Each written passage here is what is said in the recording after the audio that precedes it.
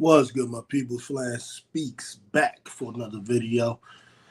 Today is the start of a new day.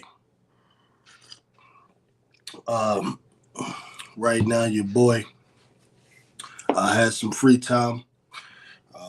The business, that the main business that I'm involved in right now, it's pretty much come to a halt. So there's more free time, man, to do this, to speak about Philadelphia Eagles, NFL football, as well as many other topics. Basketball. At some point, I'll get to them damn Sixers, as well as uh, you know some of the basketball that's going on in the collegiate levels.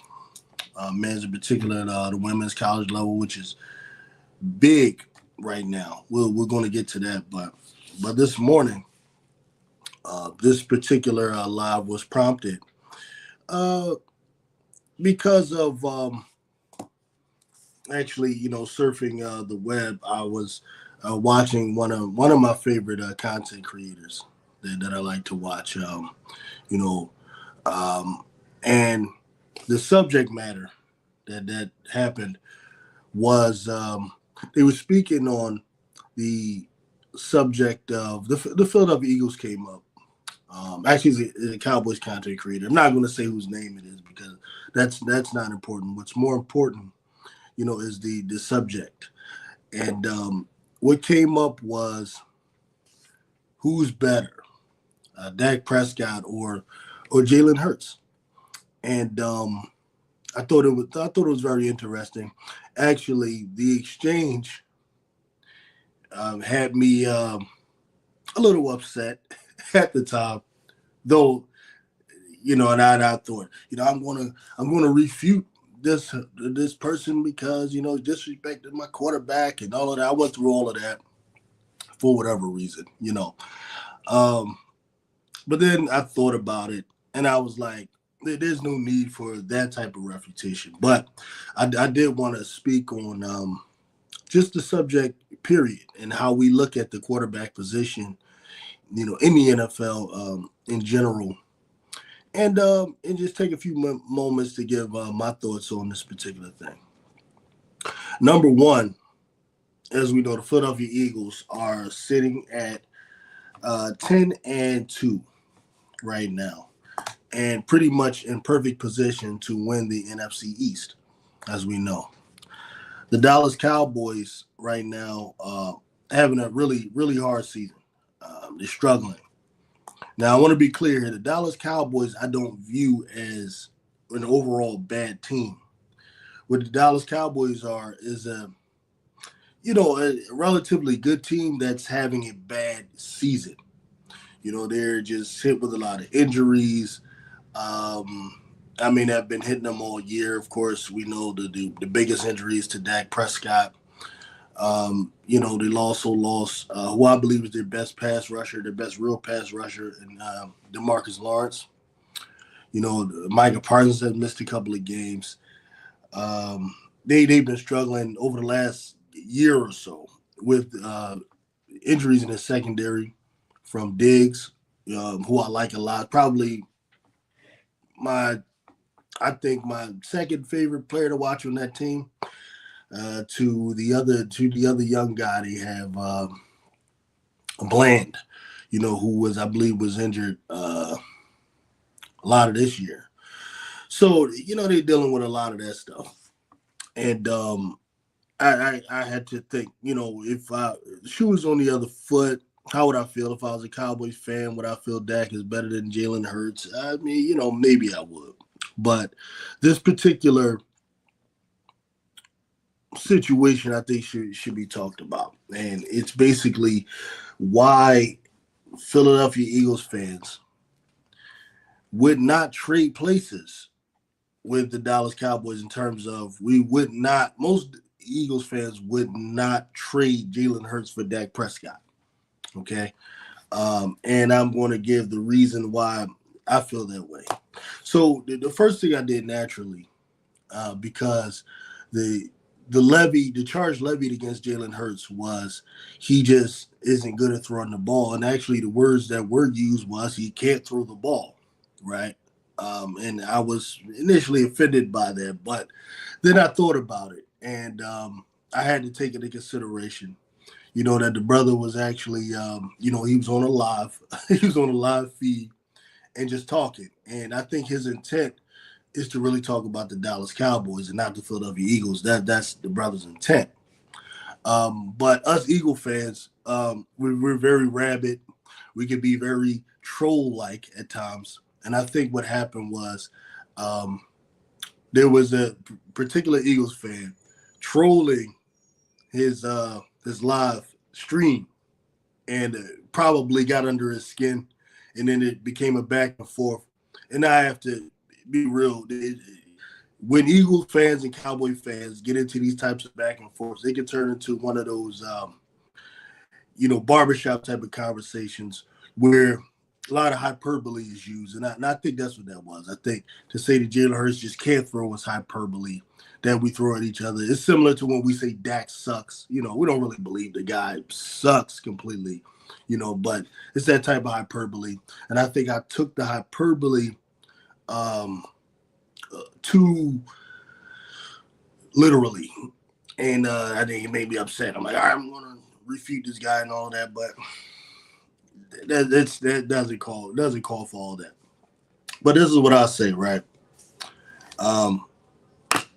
Dallas Cowboy fans, right, are like they're going through a lot right now. They're going through a lot right now, and to see the Philadelphia Eagles succeeding. Hey, what's up, Jared? I'm gonna get to your comments in a second. We're just gonna I'm just gonna give my opening thoughts, and then I'll deal with the comments for sure. Like you said, Dallas Cowboys right now are just in a tough period right now, and I think what happens is both of our fan bases, we're very sensitive about our quarterbacks, because if you take an honest assessment and look at Jalen Hurts and Dak Prescott, these are two of the most, in my opinion, criticized quarterbacks, in the league, from what I've seen. Dak Prescott, he can go out there and throw for 4,000 yards. The team can win 10, 11 games, and he'll be criticized for throwing 15 interceptions, whereas a guy like a Josh Allen can go out there and throw 20 interceptions or whatever, and it won't necessarily affect the way people view him, because oftentimes people have preconceived views about a lot of these quarterbacks, whether it be Josh Allen, whether it be Herbert, whether it be Lamar, whoever. Sometimes we feel like our quarterback has to be twice as good to get half the credit. And I think some of that goes into the way we might defend the quarterbacks. And in this particular, and also there's a large contingent of Cowboy fans who just can't stand Dak Prescott. Like, there's literally Cowboy fans who have like pages that are completely dedicated to just killing Dak Prescott. That's all they do every time. And these are some of my favorite pages, I'm not gonna lie, because it's just, it's just funny to me. You know what I mean? Then with the Eagles fan base, there's a large portion of the Eagles fan base. There's very popular local radio talk show hosts who, they swear that Jalen Hurts is just like the worst quarterback they've ever seen. Like, to them, he ain't accurate. To them, he can't read the defense. To them, he ain't got good timing. To them, he can't do nothing to them. They won't give him credit for the good that he does do, the good attributes that he does have.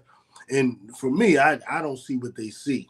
That's just so bad. And I guess at the same time, I got to say they don't see what I see. But this is the deal. I went through Dak Prescott, Jalen Hurts, like actual stats, and to me, they're not that different. They're actually very comparable. Now, some people, and the argument that the brother was making was, he said that Dak Prescott basically passed for 4,500 yards, and that the knock against Jalen Hurts is he hasn't passed for 4,000 yards yet, and I just wanted to address that type of thing. Yards for a quarterback is can be a misleading stat if it is thrown out there without context. Without context. And the reason being is that oftentimes yards, a whole bunch of yards, are indicative of a few things. One of the things that it's indicative of is an offense or a team that doesn't have a good defense, and an offense that constantly is either coming from behind or constantly has to win shootouts. That's where yards come from. If you look at some of Jalen Hurts' most yardage games, like last year, he had two games against the Washington Commanders where he passed for almost 400 yards in each game, right? And that's because of the fact that we had a bad defense and we were in shootouts with the Commanders in those games. So it's easy to project, okay, if over a 17 game sample size, if you're in these types of games, he's easily going to pass for 4,000, if not 5,000 yards. The great Joe Montana has said something years ago, and this was regarding passing yards. He said that passing yards and those types of stats, this is Joe Montana, he said this. He said passing yards and those types of stats come as a result of the type of offensive system you're running. And really he was implying, this is how you would compare him to, say, a Dan Marino. Dan Marino back in the 1980s, him and Dan Fouts were two guys that were passing for, numbers that look like today's numbers, 4,000. Dan Marino actually passed for 5,000 yards, which was almost unheard of. Back in 1985, he did that. However, would anyone say that Dan Marino is better than Joe Montana? Now, some people did say that back then. I take Dan Marino. Some people said that, John Elway was better than Joe Montana. These were things people were saying because Joe Montana is he doesn't fit the mold of what people want in a quarterback. Joe Montana is probably barely 6 feet tall. He was really skinny. He was noted for having like little legs, all of this kind of stuff, right? But all he was doing was whipping ass. And some people tried to use and this is false too, that they used this idea that Joe Montana just always had the best players around him, Jerry Rice and, John Taylor and all of that type of stuff. And the facts of the matter is this. The only consistent thing Joe Montana had was he was able to play in Bill Walsh's system. They were the first architects of what is taking the league by storm, which is the West Coast offense and all of those different concepts that have now morphed into all of these different variations from different offensive minds that took what Bill Walsh had initially, designed, and just, now you got Kyle Shanahan and you got the guy in Miami. They're just doing all types of things. Kellen Moore is also a disciple of it. So it's kind of all over the place now. The only benefit that Joe Montana had was he was in that system all those years. But if you look at 1980 and you look at 1984, these were 2 years where Joe Montana and the 49ers were able to win Super Bowls without, Jerry Rice and John Taylor and Roger Craig may have been there in 84. I'm not sure. I would have to recheck. But they had guys like Dwight Clark and Freddie Solomon. And it was a completely different team in those 2 years. And Joe Montana was able to win. Now, some guys strangely say, well, it's the system. And I agree, but I don't. I agree that the system can create an offense that is that is consistent. It can create an offense that is effective, and so on. But the system that you're running is never going to take the team over the top per se. It's never going to take the team over the top, because the simple question would be, why doesn't everyone who run this system have the same success as Joe Montana? Why doesn't everyone who has all these weapons and everything have the same success as Joe Montana? I can give you Randall Cunningham, for example, in the 1997 Vikings. And I know I'm using a lot of old references, but whatever. I have a large storage bank to draw from. I'm a little bit of an older guy. All right. And I draw from the best teams I've seen. The 97 Minnesota Vikings, when the Minnesota Vikings had added Randy Moss to a receiving corps that already had Chris Carter and Jake Reed and a great running back in Robert Smith, these guys were breaking records all over the place. It was unbelievable. All Randall had to do was use this rocking arm that he had, throw the ball up, and like it was nothing. But somehow, for some reason, those Minnesota Vikings didn't win the Super Bowl. And one could argue they had actually more talent than the 49ers that we talked about previously.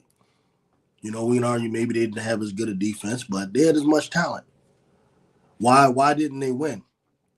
And it's because of, I'm going to identify the main key, the main ingredient that tells you why I prefer the emergence of a Dak Prescott. And that is a simple word that we always use, which is called clutchness. Clutchness. Randall Cunningham, despite having the most talent, having all of these players on his team, on the 97 Vikings, he lost to a less talented Atlanta Falcons team at home for two reasons. Number one, Denny Green, the coach of the Vikings at that time, came in with a game plan and started to play way different from the way he played before. He went in running the ball with Robert Smith instead of just going to Randy Moss in them. That was one reason. And number two, Randall Cunningham, who I love, one of my favorite. He was my hero growing up, as you can imagine. Was a guy that lacked the fundamental thing that I'm going to talk about, which is clutchness. And what is clutchness? Clutchness is one's ability to control their nerves when they're in a big spot where optimal performance is needed. Like if you look at quarterbacks throughout time, and this blows my mind how many people don't seem to identify this as being really the difference between the winners and the losers, the underachievers and the overachievers. It's simply that which guy is able to block out all of the noise, block out all of the nonsense, focus on the task at hand and perform. Right. So you have people say, and like for example, Dak Prescott is just a better thrower than Jalen Hurts. And I'm like, okay, based on what? Is this an eye test type of thing? Like an eye test, I don't really see all of that, an eye test thing. Now, if we want to go beyond eye test and look at stats, I mean, I don't care if you go through Pro Football Focus. I don't care if you use the ESPN rankings. Whatever think tank you want to use to try to use stats in their criteria, nobody uses passing yards, without context, free of context, as a proof that one guy can pass better than another guy. Nobody does that, right? Now, hopefully, we're people where we're not those guys, because there's different types of people. Some people they rather use those types of metrics that established by those different football think tanks, and then you have the other type of person that says only my eye test matters. If you're the only my eye test matters guy, there's nothing I can say to you that will never convince you, because your eyes are your eyes, my eyes are my eyes, right? I can't convince you to see what I'm seeing, and you can't convince me to see what you're seeing. So if we're going to use actual metrics, like Pro Football Focus and places like that, what do they use? They value things like completion percentage. They value things like yardage per completion. They value things like how many completions are over 20 yards, right? So these are explosive plays versus just, dink and dunk plays, these types of things. And when you look at Dak and Hurts in that respect, they're very similar, actually. You look at their numbers. Touchdown to interception ratio is almost the damn same. Yards per attempt. Hurts is actually slightly higher in yards per attempt. Now, Dallas Cowboy fan would probably retort with, um, Hurts has better weapons around him. Well, yes and no. That may be the case right now, but that wasn't always the case. And hopefully, we're not like just saying we're only going to look at this year when Dak has only CeeDee Lamb. Hopefully, we're not that, you know. But if you look at the two offenses prior to this year, many of these same guys would argue that out of all the receivers, CeeDee Lamb is the best. I don't agree with that. I always believe it's AJ Brown.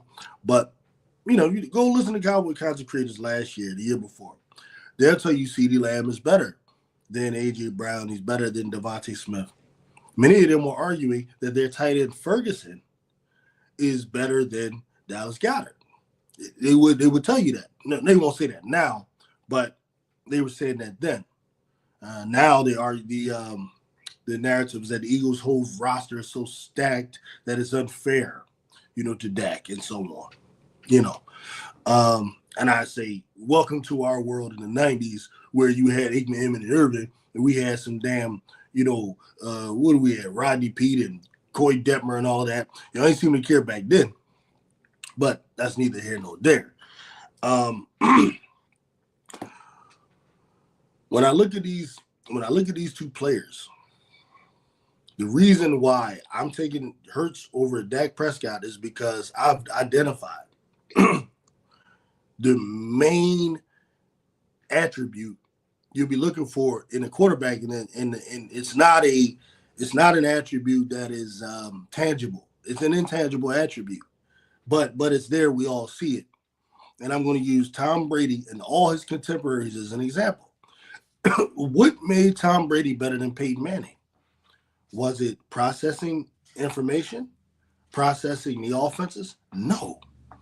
If people were to rewrite history and discuss the turning point or the quarterback that has influenced the way quarterbacking has been played over the last 20 years, the guy they would have to look at is Peyton Manning. Peyton Manning is the guy that, sat back there in the shotgun, made almost under center an extinct art, play shotgun, call his own plays, make all the checks at the line, control this, control that. That was Peyton Manning. That was not Tom Brady. Okay? So Peyton Manning don't have that over Brady, or Brady don't have that over Peyton Manning, at least not early on at all. Okay? People early on in both of their careers, people would tell you Peyton Manning was the better quarterback. That was almost by consensus. What differentiates Tom Brady over Aaron Rodgers? Is it arm talent? Hell no. Aaron Rodgers, boy, he throwing side arms. He's on this arm. He was more mobile. He might be able to throw the ball further. All of those different things. All those things people talk about that Jalen Hurts lacks. Tom Brady did not have that over Aaron Rodgers. Drew Brees. He's probably better than Brees generally, as far as metrics wise, right? Who's another great quarterback in that era? All right, we'll just go with Aaron Rodgers and Peyton Manning. Okay, what was the difference? Why was Brady better than them? Now, some people will say, well, yeah, Bill Belichick had the structure and all of that. Listen, we can't do nothing about that. That may be part of it. But I don't buy that because when you look at Peyton Manning, one would argue Peyton Manning had much better talent around him than Tom Brady on the offense. You're talking about a guy that had Reggie Wayne, Marvin Harrison, two Hall of Famers. He had Marshall Faulk. Then he had Edgerrin James. He had Dallas Clark. Great offensive line. Okay. He was running everything out there. But what was the difference between Tom Brady, Peyton Manning? Tom Brady was never a guy that we could point at in any instance and say the moment was too big for Tom Brady.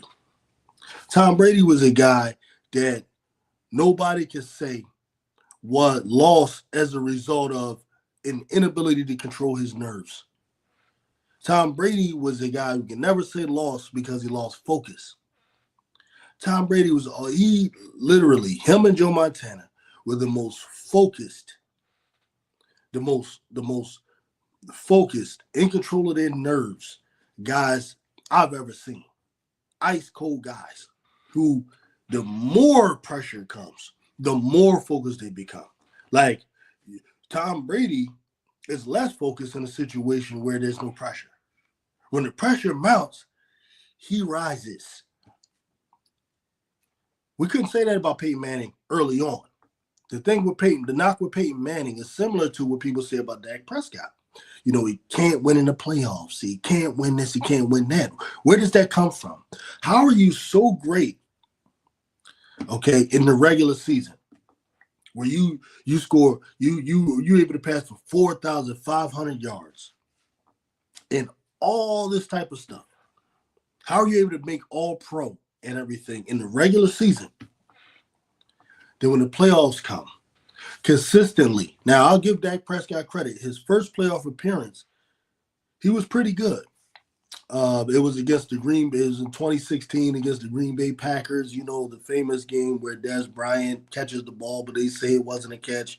Later, a couple of years ago, they just said it actually should have been a rewarded catch. That was Dak Prescott's probably best performance in the playoffs, where I would say and really you would think as a rookie, that's the one where he should be affected. It would be understandable that he's affected by, the bright lights and so on. But how do you explain Dak Prescott last year against the Green Bay Packers? You got the better roster. We can't complain roster against the Packers last year. We can't do that. I'm not giving you that. Got coaching staff. Okay, maybe LaFleur is better than McCarthy, but I mean, come on. That's what we're doing. Is that what we're doing, really? CeeDee Lamb, household name wide receiver, versus what? Who did Jordan Love have? Now I get the defense didn't perform, but guess what? Sometimes the defense doesn't perform. When the defense doesn't perform, your quarterback is just in a shootout now. And hey, look, you want to sit here and tell me he passed for 4,500 yards, 5,000 yards, and all of this kind of stuff. Okay, well, you need to do that right now. Sometimes that's going to happen. It may even happen with these Eagles. Like one day, our defense, which is ranked number 1 right now, could run into a team that they just can't stop and just have a bad day. It can happen. And then the quarterback, hey, he caught in the shootout now. You just got to handle your business. And you're not going to just blame the defense. You see, I've seen Joe Montana before against the Eagles back in 94. I keep bringing up all this stuff, right? Not 94, it was 91, 92, something like that. No, if it was Montana, it had to be about 88. I'm sorry. And, we were holding him down we were dominating in their offense. And then all of a sudden, in the fourth quarter, he comes 3 touchdowns. It happens. You got to find a way to get out of that.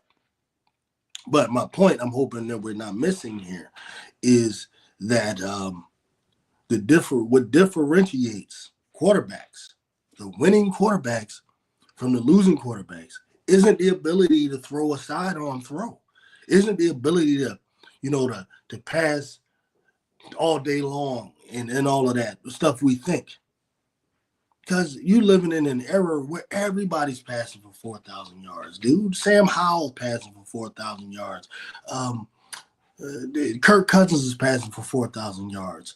Freaking all types of guys who ain't worth nothing, ain't worth a pair of cleats. passing for 4,000 yards. That's nothing. That's not a metric, to determine whether or not a guy is good or not. They're all doing it. What's going to separate the greats from just the mediocre guys and the run-of-the-mill guys is the ability to control one's nerves in those situations where greatness is needed. And for me, that's what I like about Jalen Hurts, that he over and over and over again, he does that. We can go back to his years in college, and I know people want to bring up the benching by Tua, and he needed to be benched at that time. That's one of the greatest things that happened for him, right? Because he had to be taught that the way he's playing is not going to work at the next level, And but what I don't like that Jalen Hurts doesn't get credit for, he should get credit for this, is he went from a guy that was mostly a run first quarterback. That's what he was at Alabama. But I still give him credit because he came on as a redshirt freshman and ended up beating out everybody else and getting the starting job. He should get credit for that. That's number one. That's not a small thing. His first season manages to get to the national championship game. There he has to have a shootout with Deshaun Watson, who was a better quarterback than him at the time, against a team that arguably Clemson was a better team. You're talking about Mike Williams and all of that. And they lose a close game, but it's a battle. Hurts showed you that it's a battle. These are things I look for. A guy that's going to battle a guy. That's what I look at. All right. So the next season, he manages to lead Alabama to championship game again. Now, this is when he's benched by Tua, which, like I said, it was a positive thing for him because it forces him to self-reflect and to be dedicate himself to being, a better passer. So he stays at Alabama one more year as a backup, and he gets his opportunity, man, to go in there when Tua goes down and to win, a championship. That's one of the greatest stories. But then he goes over to Oklahoma, and this is what I don't like. This is where some of the disingenuousness comes from his critics. He goes to Oklahoma and studies with Lincoln Riley. And under Lincoln Riley, Jalen Hurts has statistically, one of the greatest college years that a quarterback has had. We're talking about over 3,800 yards passing, 3,800 yards passing, 3,800 yards passing. And then he also, 40 touchdowns, 38 touchdowns. It was something crazy like that. He put up real crazy numbers there with Lincoln Riley. Learns, an offense. Now, this is the reality. When it comes to the NFL, what he's best at is running the RPO offense. Doesn't mean that's all he can do, but that's what he was best at doing. All right, so the Philadelphia Eagles, smartly. Now, the Philadelphia Eagles was the perfect team to come to. I'm just going to go through this real quick, and I'm going to deal with some of your comments. The Philadelphia Eagles was the perfect place for him to come to. Why? Because the Philadelphia Eagles were an ownership that believed in the RPO offense. They were first introduced to it by Chip Kelly. Chip Kelly did some things right and did some dumb stuff. Overall, I didn't like the guy, but he brought some concepts that were effective. Okay, he brought those from Oregon. So after Chip Kelly leaves, we get Doug Peterson, who comes in. Doug Peterson brings the West Coast offense, which is the Eagles' roots, or at least since Jeffrey Lurie has been the owner. So the West Coast offense and those concepts works with Carson Wentz in 2017, right? We get to the playoffs, right? Carson, we know, gets hurt in week 14, something like that, and Nick Foles becomes the quarterback. Nick Foles was not good with the West Coast concepts. This is why Nick Foles was horrible towards the end of the year. We played a game against the Raiders that year in 2017 where Nick Foles was awful. All right, so we were kind of almost in despair the Eagles were actually thinking about starting the third string quarterback, Nate Sudfeld, who could at least run the offense. But Doug Peterson does, though, is he doesn't give up on Nick Foles. What he does is he asks Nick Foles, he has a conversation with him. What are you good with? What are you good at? And he found that Nick Foles was best with the Chip Kelly stuff, the RPO stuff. So what he did was he let Nick Foles run an RPO-based offense through the playoffs in the Super Bowl. And it was a miraculous situation. Anyone knows. One of the reasons Nick Foles was so effective is nobody had film of him all year, and this is especially true in the Super Bowl. Like, Bill Belichick had no idea what the hell the Eagles were doing. That was one of the reasons we were able to win that Super Bowl. He had no film, no evidence of how you're going to stop the Eagles were running completely different stuff from what he saw Carson Wentz doing all year. Okay, and the Philadelphia Eagles were able to won. But the point is, they won with this RPO style of offense. So Jeffrey Lurie and Howie Roseman, they took to the RPO offense. Now, why did they go get Jalen Hurts, even though Carson Wentz was under contract? Carson Wentz continued to get injured. Pretty much every season we had to have a backup in there. So we knew we needed a backup.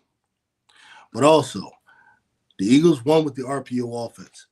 Because of that, they went out searching for the best RPO quarterback they could find. And that year, Lincoln Riley gave Jalen Hurts flying colors during the interview. He said, trust me, you want this guy, he's the best. Lincoln Riley said that Jalen Hurts ran the RPO system better than Kyler and Baker, who both went number ones in their drafts. But this is what Lincoln Riley said to the Eagles ownership. He said, no, Hurts runs that system better than those guys did. Okay? So this is why they went and drafted Jalen Hurts. They wanted the perfect RPO guy. So lo and behold, Jalen Hurts' first year as a rookie, he didn't start until, they decided we were going to move on from Carson Wentz, mainly because of Carson's attitude and a number of things like that. And Carson wanted to leave, actually, so he wanted to leave. Jeffrey Lurie was probably pleased with that. So then when we look at 2022, this is when they came out with Jalen Hurts running much of the Lincoln Riley stuff that he was doing in Oklahoma. And this is why he had that fantastic year.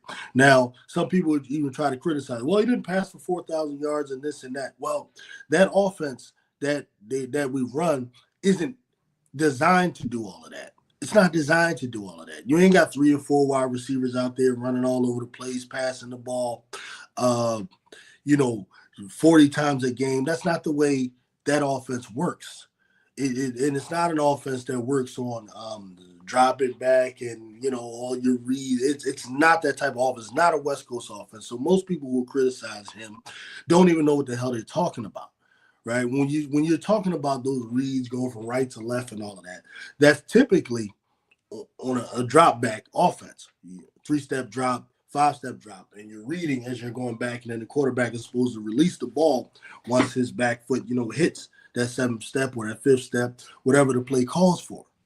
In the RPO offense, what the quarterback is doing is mainly reading the linebacker to know whether or not he's going to hand the ball off to the running back or pull. All right, it's a different offense. Like, if you don't know how to differentiate between systems and offenses, your criticism is not really good, to people who know, the difference. All right, I had to train myself to understand what to expect out of that system. All right, but anyway, despite that, the idea that Jalen Hurts is being carried or he's some type of a manager is stupid. He is a dual threat quarterback who damn near runs for 700 yards. How the hell are you being carried if you're running for 700 yards? If you're accounting for 15 damn touchdowns, and they ain't all tush pushes, and if they are tush pushes, so what? Right? And this is the other criticism with that. Well, he only threw for 23 touchdowns. Well, your quarterback throws fucking 15 touchdowns from the 1 yard line. And my smart team decides to do a tush push until the NFL stops it, or run like. And this is where they're being disingenuous. A Cowboy fan, I don't want to hear that. The Cowboy fans in their best years was when Emmitt Smith ran for damn near 25 or 26 touchdowns in the season, all from the damn one.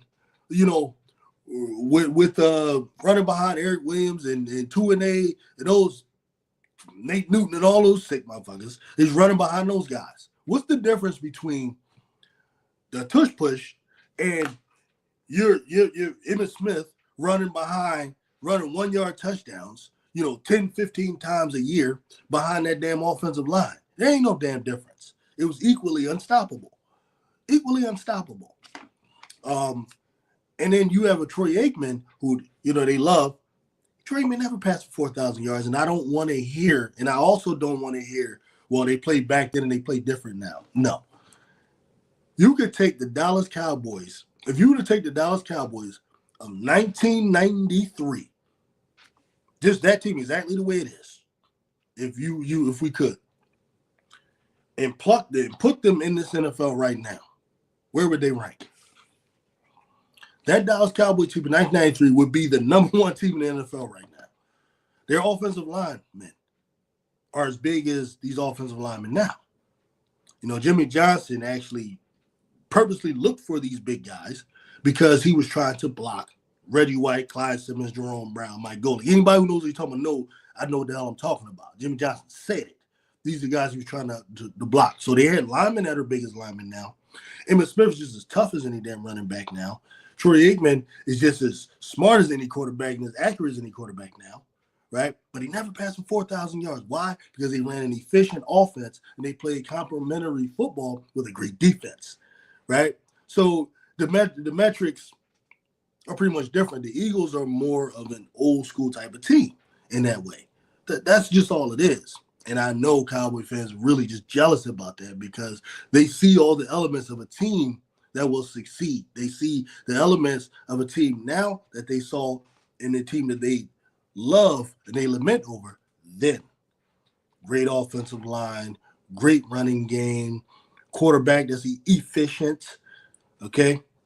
Those are the things they want, and I know that.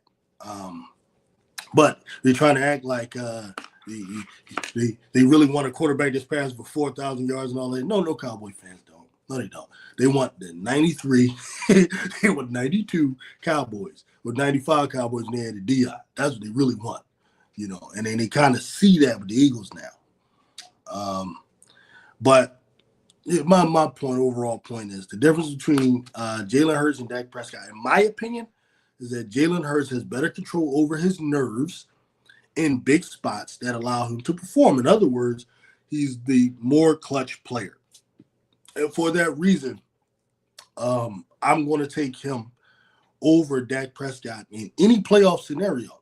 I don't give a damn how many yards you think Dak Prescott has passed for. And I don't think Dak Prescott's a bad quarterback. I just think, I don't know, maybe he needs some therapy, get into yoga, get into Zen meditation, something that allows him to just not, be all jittery and yittery, if that's a word, in those big spots. That's just what I got to say on that. Jared, what you talking about, babe? What's going on? He said, I would take Jalen Hurts over Dak Prescott. I think why some may question Hurts is because of the tush pushes. Yeah, people hate the tush pushes, don't they? I'm actually somewhat getting tired of it, only because it's me being stupid. Like in 2022, I didn't care what anybody thought. Look, we just gonna whip your team's ass, and that's all I cared about.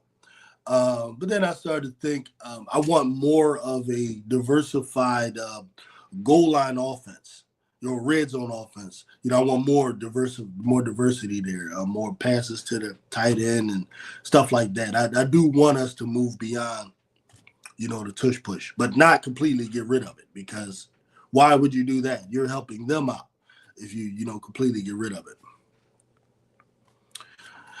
Many criticism or hurts from all fans, but some Dak Prescott fans are that he spams tush pushes, can't read blitzes, and doesn't have enough touch on his throws.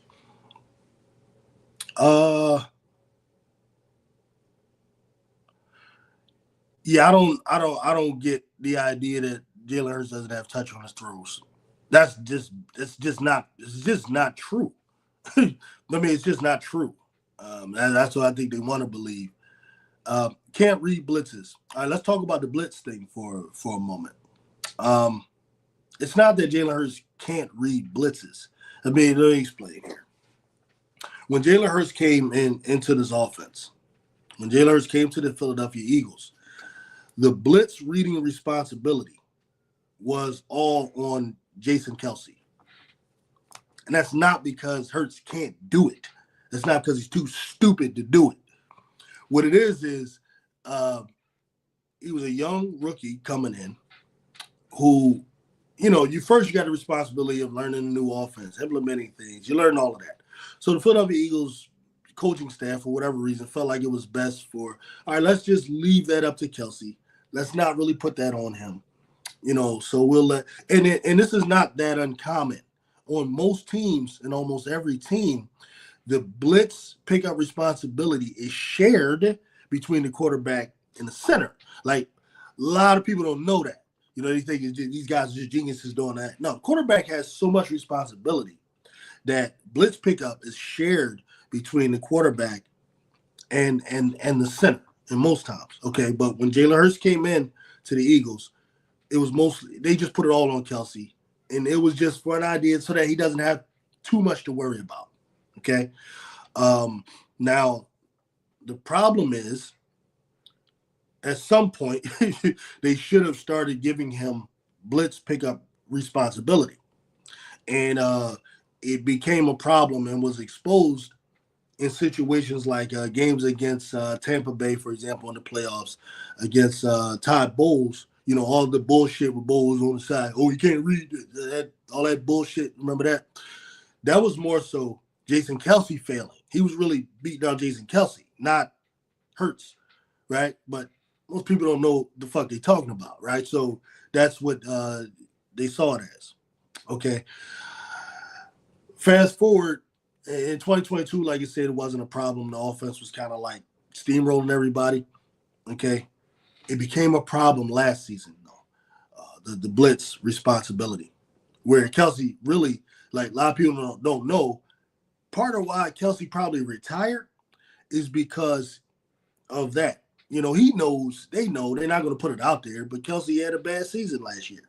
He's getting older and so on. And then the blitz pickup, especially against who was the Giants defensive coordinator last year?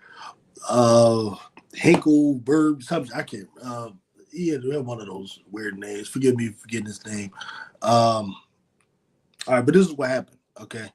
And this was one of the big problems with the Eagles last season was the blitz pickup situation. And it's not that Hurts can't read it. It's not like he doesn't see what's happening. It's just that it's not his responsibility. It is just not his responsibility on the team. So what he did was, he's going to his offensive coordinator. He's like, look, this is a problem. And all this came out in the news, right? In different articles in local newspapers. All this came out. So I'm not making this up. Hurts was going to Sirianni, like, nigga, or excuse me, what is the answer to these blitzes? Sirianni had an answer, right? He's going to Brian Johnson. I don't know if Brian Johnson did or not. He may have been fired before we even got there. But the problem is he couldn't find the answers with his own staff. So Jalen Hurts actually got the number to the Giants defensive coordinator who had these blitzes that the Eagles just couldn't figure out. And he had a conversation with him. And this came out in the paper that the Giants defensive coordinator last year, he had a discussion with Hurts about Hurts was asking him everything. Yo, why are we unable to beat your blitz? What are the answers to these things? All of that. He went on his own and did that. He couldn't get that from his own coaching staff, which is why all of them needed to go, for real. Okay. But he picked all that up. Okay. This year, and this is why this is Hurts' best year to me. I don't care what none of y'all talking about yards and all that bullshit. This is why this is Hurts' best year, is because he's handling all of the blitz protections. He's calling out all of the protections now. This is the first time the Eagles allowed him to do that. It's not he couldn't do it. It's that the Eagles, this is the first time they're allowing him to do it. Okay, it's his responsibility now. I mean, he shared some of it with Cam Jurgens because there's still instances, and blitz pickup is so complicated that with most teams, like I said, it's shared between the quarterback and the center. All right, so this is his best year if you look at the stats of him dealing with the blitz. Okay, Hurts is getting better every little bit and still winning 10 games in 11 and 12. You see, that's the way you do it. Doesn't have enough touch on his throws. That's bullshit. I don't believe that. That's just stuff. Some people are just holding on to Alabama stuff, and they're just never going to let that go. Right? No. That's the other thing about Jalen Hurts. The first year when he came as a starter, he actually went to the playoffs with a run-heavy team. It was a run-heavy team. One team that was going to win anything, but he got to the playoffs, okay, because that's just what he does. And we got embarrassed by Tampa Bay that first time in 2021. What did Jalen Hurts do? He goes up to Tom Brady. You know, at the end of the game, they shake hands. He goes up to Tom Brady. Can I have your number? He said, what, can I do to help, with passing? So Tom Brady gave Jalen Hurts, he put him in touch with the guy that Tom Brady uses to work on, his throwing, to work on how you use your wrist, how to do that. This happened in 2021. Okay, so Hurts, that whole offseason in 2021, he worked with Tom Brady's guy, to get his throwing and everything right. Okay, so Hurts came back in 2022 as a completely different thrower. And all of you don't want to give him credit for that. Y'all just miserable whatevers. All right, he's improved a whole lot. He works on it like crazy, right? See, me, I'm not a guy that was born with a silver spoon in my mouth. I don't. I respect hard work. I just do, right? I'm not. That's a big thing to me, right? I don't care about. I've seen talented quarterbacks without hard work, and they're trash. Like Jeff George. Jeff George is probably one of the most talented quarterbacks. Many of y'all young guys probably don't remember who that is, but he's one of the most talented quarterbacks with arm talent, we've ever seen. But he had a bad attitude. He wasn't working on his game and all of that kind of stuff. And that's why most of y'all never heard of him. That's the reason. On the flip side, you got Jalen Hurts, a guy people believe ain't got all the talent. He's not the tallest guy. He's not the fastest guy, all of that kind of stuff. But he works like hell. He's the dude, he's the first guy there at the damn facility every morning. Every Eagle will tell you that. He's the last guy to leave. He's lifting weights with the damn linemen. You know what I'm saying? He's in the film room with the film guys. He's doing all of that stuff, right? That's what I want as a friend. That's a franchise quarterback to me. To me. Like, you can have the guy with all the beautiful golden arms and all of that. That's fine. Just don't make excuses for them when they bitch up in the moment where they need to perform. That's all. Jared, also people question if Hurts can really carry a team because of all the talent he had. That's fine. I don't care. I don't want him to carry a team. I don't want personally, I don't want a football team that is built in a way where the quarterback has to carry everybody. I think that's the stupidest way to build a team. That's stupid. Like, why would you do that? And then what is it? Just so you can see if he's great? Okay, whatever. If you're going to just say he's not because of the talent around him, listen, I have no problem. They did that with Terry Bradshaw. People right now will tell you that Terry Bradshaw is better than Roger Staubach in the 70s. With Terry Bradshaw, the one with the 4 rings, Staubach got 2, and a number of the rings, he beat Staubach. And what are they going to tell you? Well, he had the steel curtain defense. Well, then stop talking about the Doomsday defense. Then you have Doomsday. You got Doomsday. He got he got steel curtain. He got Swan and Stallworth. You got freaking who was it? that dude that always talking shit, number 88, the original number 88. Oh my goodness. Yeah, you had Tony Hill and you had Drew Pearson. And you got Tony Dorsett. Tony Dorsett was doing what Saquon Barkley's doing now. Tony Dorsett can hit a touchdown 80 yards like it was nothing back then, right? But they'll tell you the Starback was better than Bradshaw. Bradshaw got the 4 rings. Listen, I ain't got no problem with my quarterback being Bradshaw. And then people out there saying, this other dude is better and all that. Cool. You could have the better guy. I'll take the Lombardis. Thank you very much. Hopefully that's what we'll just get the Lombardis, man. His criticism in that regard is actually similar to Purdy's. Yeah, the Purdy thing. How Brock Purdy though? I don't even entertain that. Brock Purdy is not even the physical talent. Hurts is just the physical talent, the dual threat runner, the things that you will say will give Hurts credit for. He won't get no credit for none of his throws, even though he has one of the best deep balls in the league by the numbers. And being a deep ball, that ain't just your receiver. No. If you listen to Andy Reid, some of you now saying Andy Reid is the greatest coach ever now, right?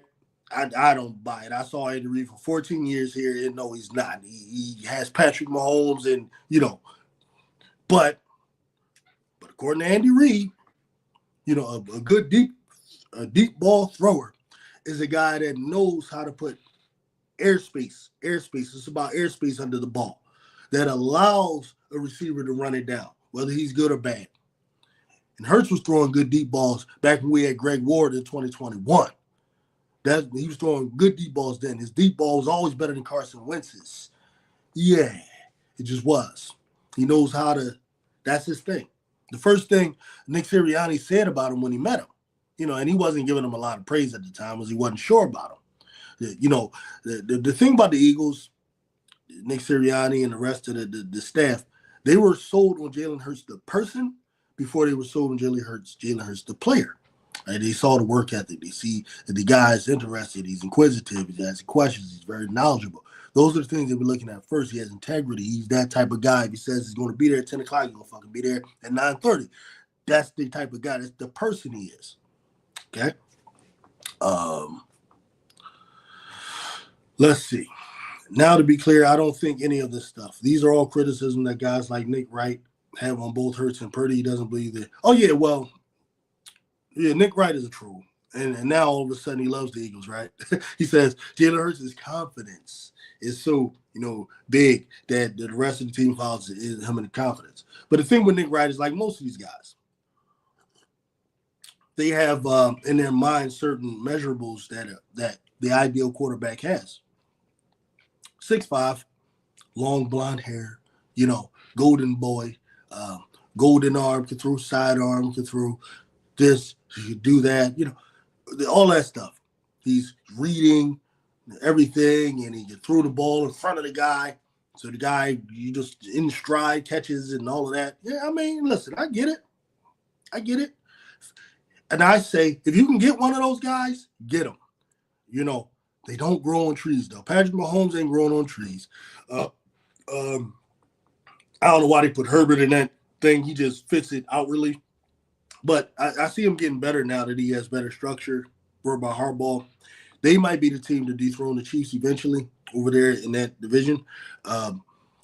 But, those guys don't grow on trees, man. 6'6" guys with the golden arm that throws with anticipation, that knows how to, they don't grow on trees, right?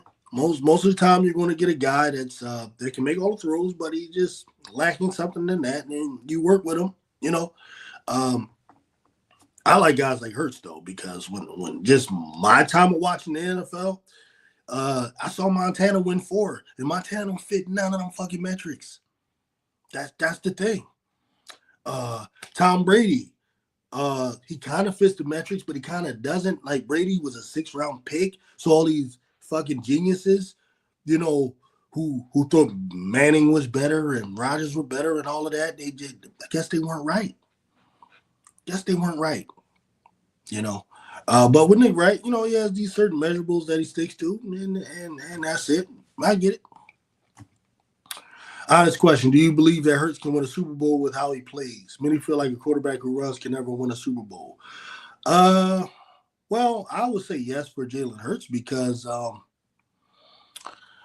I felt like he could have been well. He was very well in position to beat the Chiefs. You know, what happened in that game against the Chiefs? What happened? The Eagles put up 38 points. This was despite actually a fumble. They put up 38 points in that game, and the defense, however,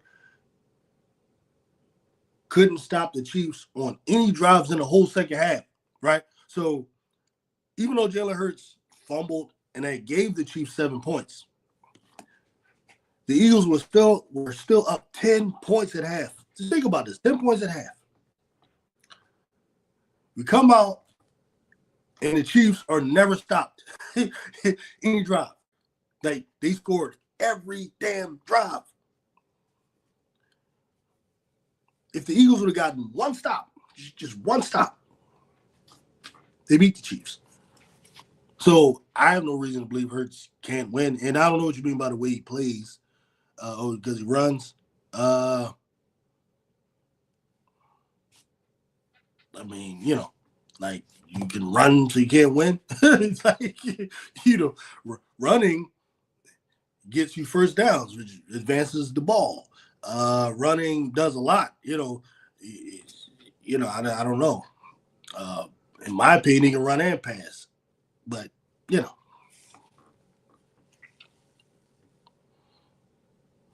Nate Wright and others compared others to Pat, and that's part of why Hurts gets nitpicked as much as he does. Yeah, maybe. Pat Mahomes is Pat Mahomes. I don't think Pat Mahomes is a perfect quarterback, but he wins all the damn time. So I gotta respect that. It's just that simple.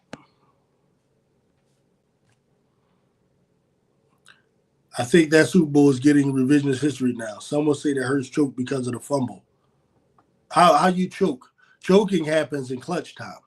Choking doesn't happen in the second quarter, because you fumbled in the second quarter. Fumbling ain't choking. You just fumbled, right? You fumbled, but then you started playing excellent after the fumble. That's not choking. Choking is, you're playing one way pretty much the whole game. Now you got an opportunity to win and seal the deal. And then you start playing less than you were playing. Like you start playing worse. In my opinion, Hurts was playing better and better. Almost by consensus, everyone in that stadium, and even Nick Wright will tell you, he was scared to death of Hurts getting that damn ball again. He was scared to death of that. So anyone says he choked, I don't get why they would say he choked. Most would say that was the best game Jalen Hurts ever played. A lot of people would say that. As matter of fact, it is the best game any losing quarterback has ever played in the Super Bowl. And it ain't revisionist history. It's the same guy. And now he not only can do the same thing, he actually is better up here between the ears. He's a better quarterback now than he was then. Believe that.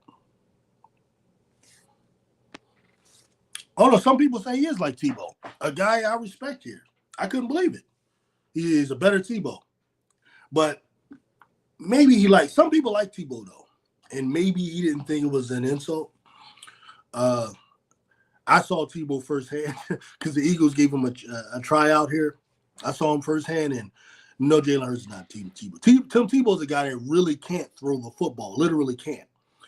Hurts is a guy people imagine can't throw the football. For whatever reason, it's in their mind. And I think they can't get Alabama out of their mind. But a person who just really watches him and honestly watches him, there's no way you think he can't throw the football. Like, unless you're something wrong with you. That's the way I see it. But that's pretty much, man, what I wanted to say on that today, man.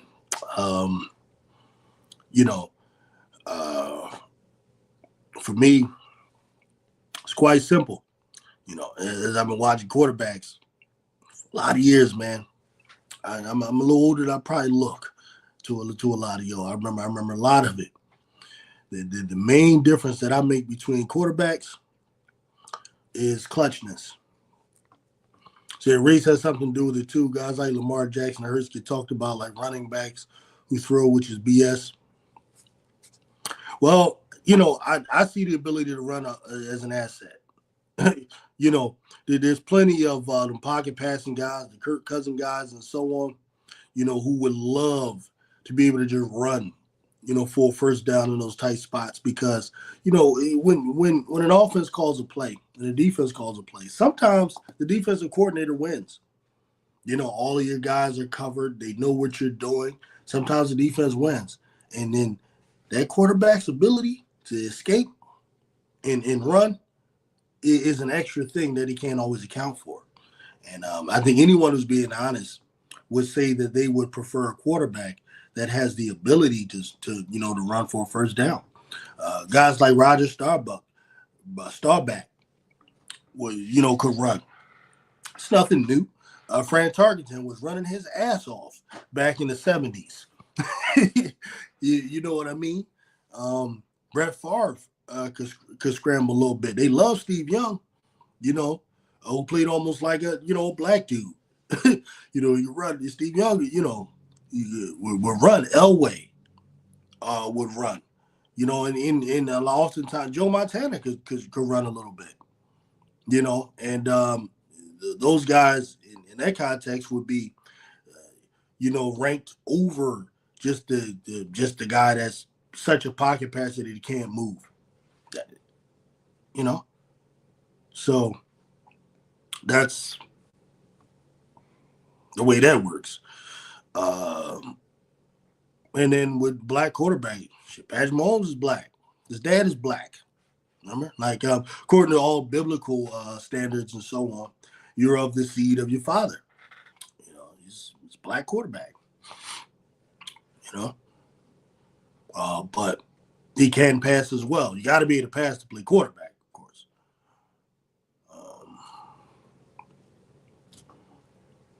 Why are we acting like Mahomes is this amazing? Tom Brady, like pocket passer. He's not. He runs a lot more than people think.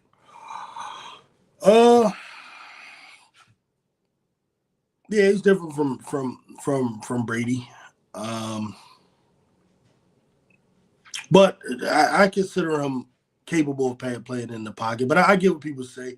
He'll oftentimes abandon the called run, and he'll do off script. He goes off script more than Brady. I'll say that.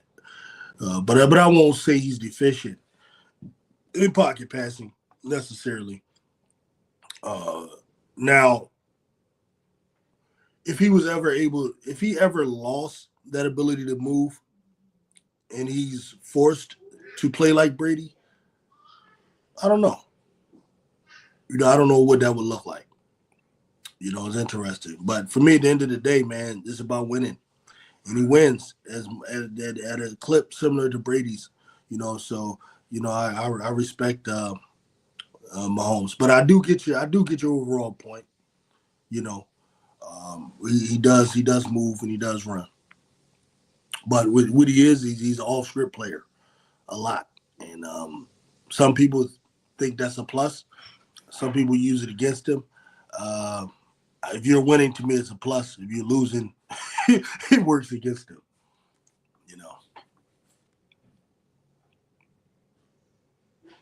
So that's where the double talking to be as hypocritical narratives get on. Yeah, I understand that. Yeah, I can understand that, bro. I can understand that. But what? I was on here for an hour, man. Yeah, pretty much said what I wanted to say. We're gonna do this pretty much every morning. That's the plan. Come on, man, by like 8, 9, and talk about things that's going on. I'm also going to add some, Chicago Sky stuff. There's a lot of stuff going on with that, as well as the Sixers and the general NFL when some big news happens. And so appreciate you all coming through, man.